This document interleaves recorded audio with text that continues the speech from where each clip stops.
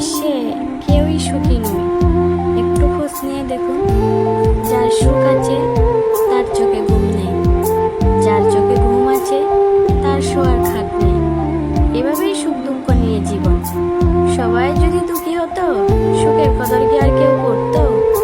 তাই সুখ আর দুঃখ নিয়েই মানুষের জীবন।